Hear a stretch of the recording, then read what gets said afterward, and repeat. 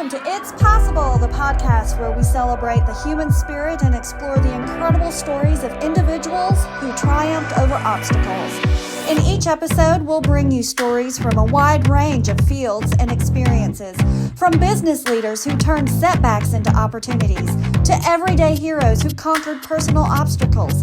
We're here to remind you that it is possible. A little forward. And thanks for joining us. I'm your host, Kevin Wisener of It's Possible. We have a fantastic guest today, and it's me. My wife, Cassandra, is joining me. And without further ado, let's jump right into today's episode of It's Possible. Well, I guess really the reason I'm even here is because I am playing host so I can interview you to find out more about your journey and how you got into real estate and to learn more about things and obstacles that you've overcome. But first, a little about me. I'm Cassandra. I've been married to Kevin for 11 years. 11. Give or take. Sometimes it's 92, sometimes it's 11. It just depends on the day. Yeah. But together we have 4 kids. We both, we're a blended family. So 2 from a previous relationship with him and 2 from a previous relationship with me. And then together we have 3 dogs that are very much so our children. And we would probably fight you over that if you insulted our dogs. That's right. Anyway, without any more ado, let's get into it and let's talk about Kevin, the reason we're here. So, Kevin, can you talk a little bit about your background and upbringing and how maybe some of that has influenced the person you are today? No. Okay. Well, thanks for joining us, everyone. It was really nice to. That was awesome. Great interview. No, I grew up in LaGrange, Georgia, and graduated from high school. Went to troop. The year was 1994, so I'm going to date myself. After that, I went into the Coast Guard, and from there went to Auburn University, got my degree in industrial engineering, and so that translated into a manufacturing job, and was in Alabama for about 15 years, doing many different roles in manufacturing. The thing about that was at actually my first job after college. It was the second year I was there, and I bought my first house, and I got a job transfer after the third year. So I was really only in the house for about a year, and sold the house. Should have kept it, but sold it, and actually made money. We happened to be in an up and coming neighborhood, and it was luck because I had zero clue what I was doing. So when I saw the paycheck, when we sold the house, I'm like, ooh, there's something to this. And so that's what started the curiosity. And so over the next several years, I would study and go look at properties, and ended up buying first rental property. I tried to. It was actually a friend of mine from high school. They were selling a rental property and a self storage facility, and it was local. And so I was getting approved for the self storage facility, but I got beat out of that. But I got uh, the rental property, so that was a good deal. And um, so that's really where it began. And in the last couple of years of manufacturing, I I decided to get my real estate license. Um, the purpose was to really just learn more, do some deals here and there. It was kind of a side hustle kind of thing. Zero intention of being an agent. And so I don't know, 6 months, something like that. Uh, I decided that, you know what? I like real estate a lot better than manufacturing. So I guess I'm a full time agent now. Mhm. So, Yes. yeah. Um, was that a scary, transition, or was it an easy transition for you, or, were you hesitant about it, or just tell us a little bit about that transition? No, it was scary. Absolutely. Uh, the first year, I had like a 70 to maybe 80% pay cut in the first year. Mhm. It was scary. Yeah. But But at the same time, I knew that's what I should be doing. Mhm. I knew that real estate was where I'm supposed to be. Yes. So, So, tell us about your first real estate deal. yeah, the so it was a lady. She needed a home, and I want to say I got the lead from Zillow or something like that. Can't really remember, but I remember what she needed and where she was because she had already sold her house and had was fundamentally homeless. And she said that I need a house in 30 to $40,000 range. Uh, That's easy. It's real yeah, easy. easy, turnkey. Mhm. Can't it's got to be in a good neighborhood. Got to be you know ready to go. Mhm. So she said, "I've got nowhere to live." So, uh, so I jumped through all kind of hoops. I was running up and down, looking at potential properties. There was one in particular, a vacant house, and it looked good from the outside. And so I was trying to find the owner of that one, and so I'm looking at it, but I hear people working next door. And I go over there to talk to them to find out about the vacant house. And so I asked them about it. They're like, "Yeah, yeah, yeah. Um, that one floods all the time." And I was like, "Oh my Mhm. god." Uh, Winner. yeah. And I said, "Yeah, I'm looking for a house in this price range. Um, trying to find a house, anybody that's willing to sell their property." And they said, "Well, we are." Okay. Well, I'd be glad to help you. Y And that was my first listing. yes. And I did end up finding her a house, and she did move in. So it was a happy ending. A lot of work, Yeah, but yeah. got her And taken care of.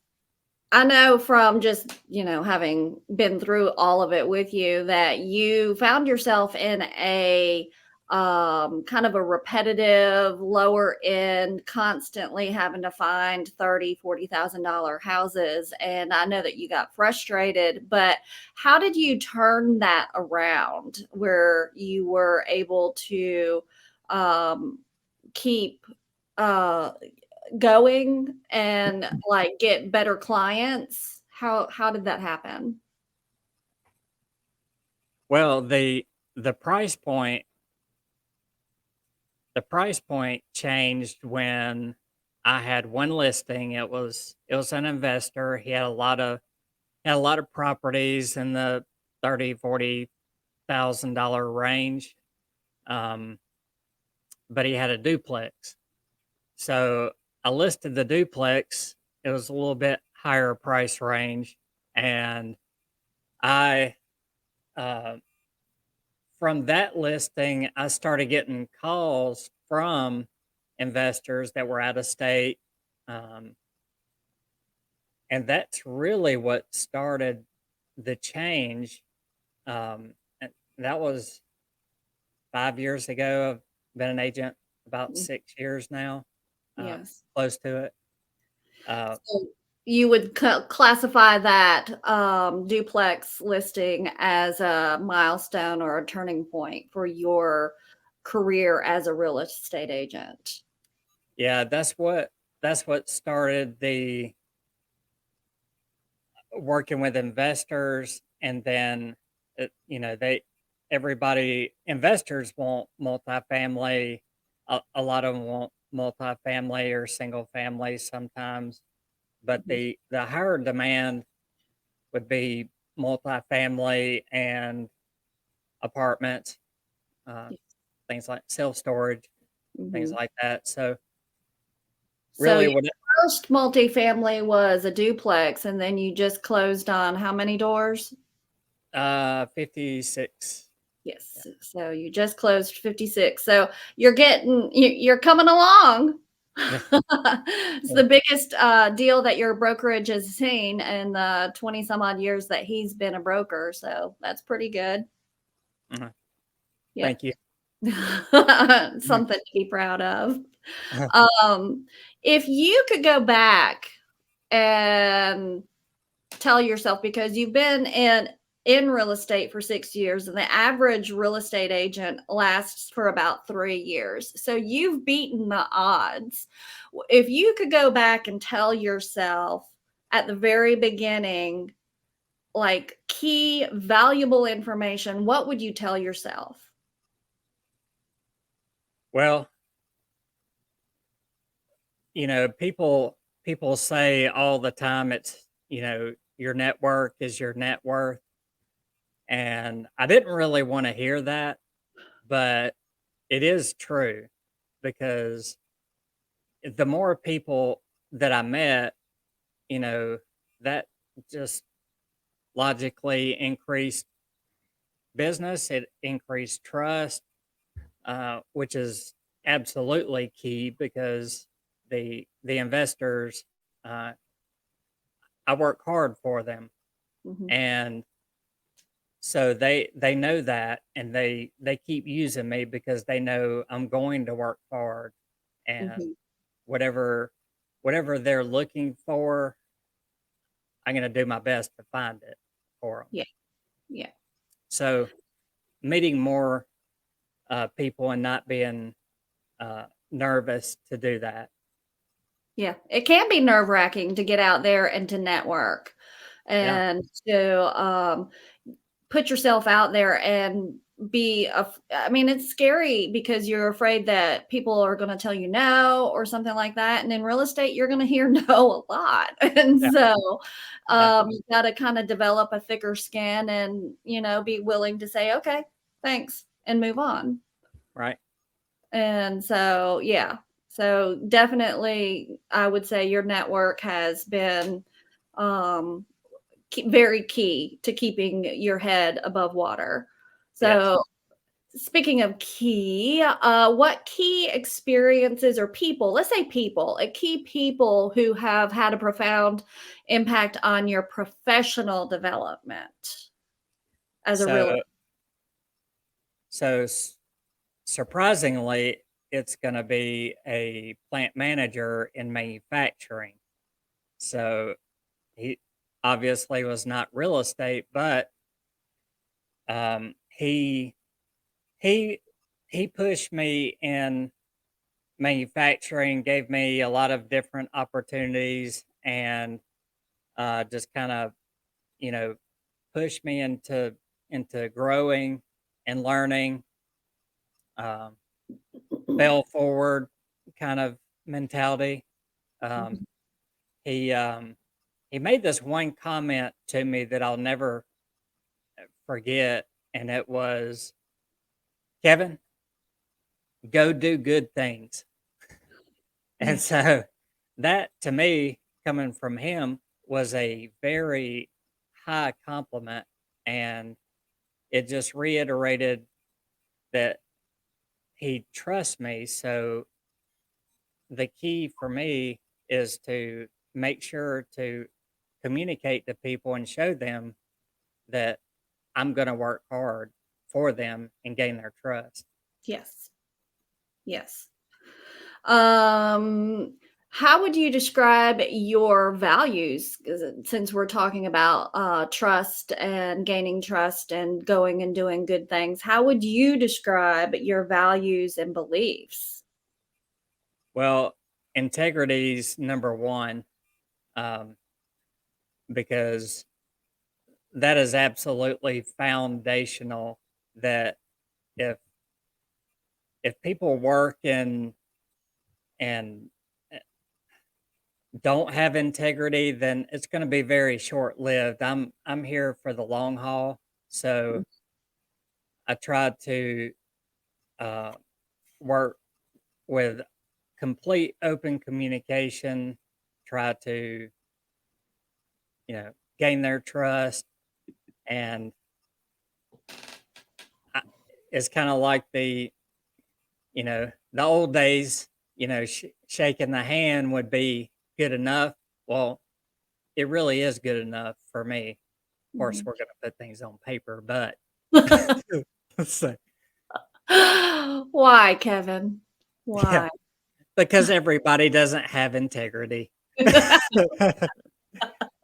So, It's true, and those have been how what are some of the hard lessons? Let's piggyback on that question because what are some of the lessons that you've had to learn in real estate?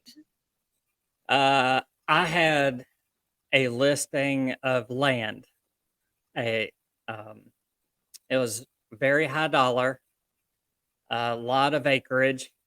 Um, I trusted this person. I'd worked with them for 4 years, Mhm, and he was one of my first clients. Um, and I had a listing agreement, and it ex- it expired sorry. on, let's say, a Monday. Mhm, Well, I had a buyer call me on Monday to look at it on Tuesday. Well, mhm, I did not fill out the permission to show unlisted property, and where in that form has my commission. So we spent, because I trusted him. Well, we show all the three of us travel the several hundred acres all day long, and at the end of it, we made an agreement. And when the topic of commission came up, the seller looked at me square in the eyes and said, I don't know you anything. The It expired yesterday. yep, So things will be put in writing. yes. So, Yes. So it was like it was a little over $1 million deal and right. you got cut out.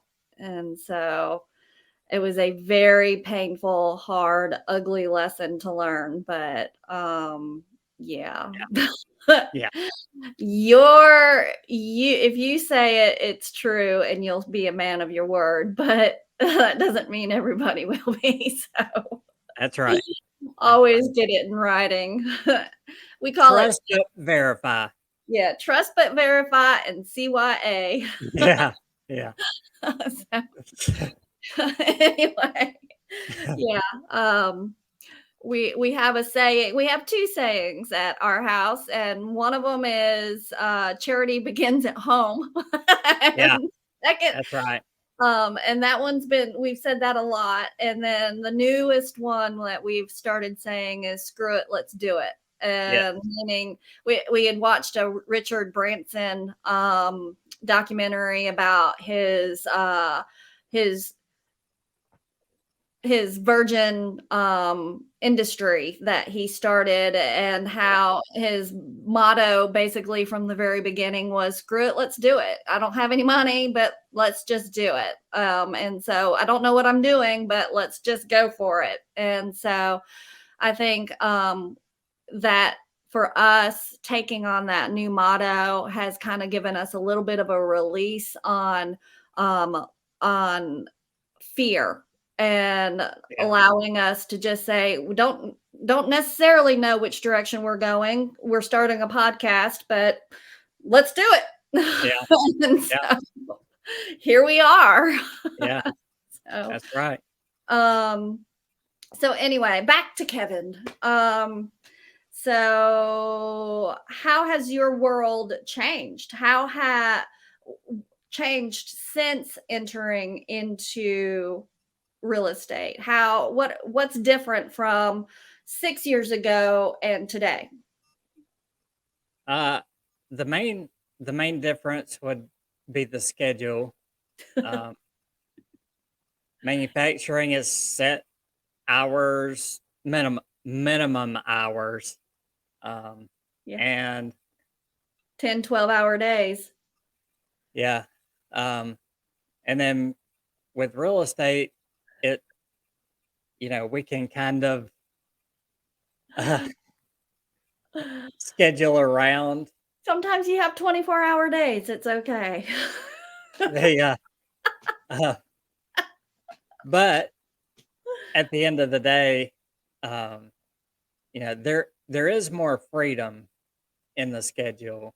Mhm. Um, so If you need to stop and take one of your dogs to the vet in the middle of the day, you can still be working and talking to clients, but at the vet's office.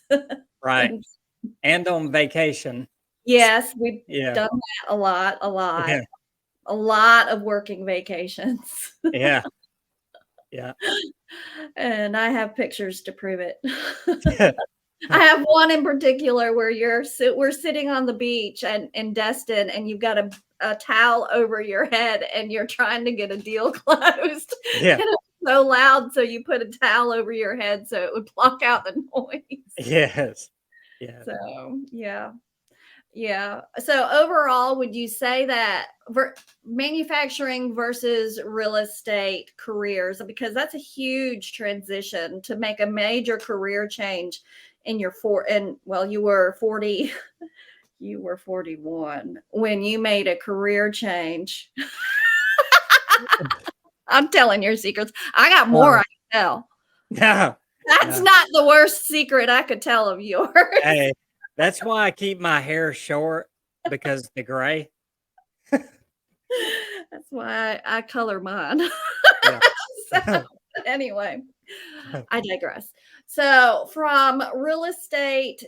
from industrial engineering, which was largely automotive engineering, to real estate, like uh, happiness level as far as job satisfaction and stuff like that. How is that?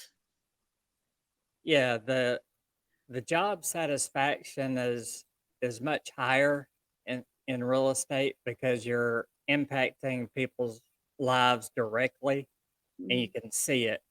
mhm, And so helping people, investors, they're building their and I, we are mhm, building our future, and uh, we're doing it through real estate. So that's a big deal.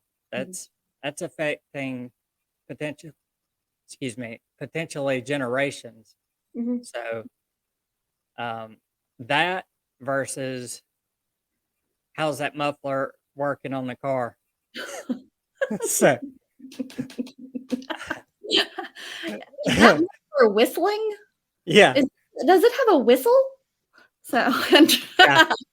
We need to make sure and maybe not post this in some areas. it's fun. It's fun. Um, I think there was one more question. What was it? About I can't even remember now. There was one, and I had it in my mind while you were talking, but now I can't remember what it was. It's been a minute since I've been a journalist. Anyway, well, Kevin, it's been a delight interviewing you today. You have an interesting story, and I am thankful for it. And I'm thankful for your willingness to tell us about it, but also I personally, just as your wife and having like a front row seat to the career transition, there is a general happiness.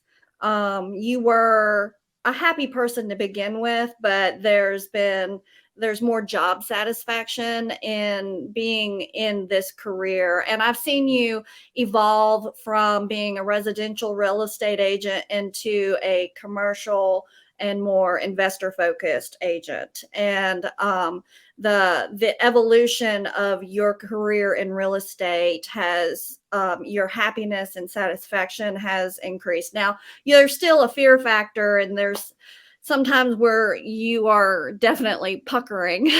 Yeah. But, Yeah. there's always going to be a pucker factor in real estate. Yeah. But I could see the evolution of your career in real estate and the job satisfaction, and your job satisfaction is going up, and you are a happier person with dealing in investors and commercial versus residential. Yeah. Just because you don't care about paint colors and carpet. No. I don't. That can be fixed. And these are not major problems. No. I can go show you some problems. Okay. So anyway, thanks for joining us today, and back to you, Kevin. All right. So on the and okay. So this is where the outro. The outro would go. Yeah. And then I need to come in there and record the intro. I don't know if I need to record it on my computer because I'm going to do the editing on my computer.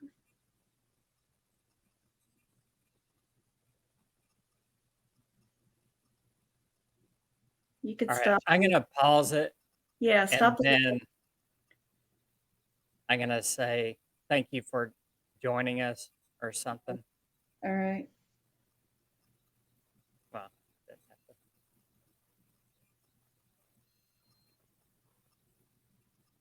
and that wraps up another incredible episode of It's Possible. We hope you enjoyed the inspiring conversation and gained valuable insights from our guest journey. You. Thank you. And that wraps up another incredible episode of It's Possible. We hope you enjoyed this inspiring conversation and gained valuable insights from our guest's journey. If you've been inspired by today's episode and want to stay connected, be sure to subscribe to our podcast and follow us on social media. We have more amazing stories and interviews coming your way, so don't miss out.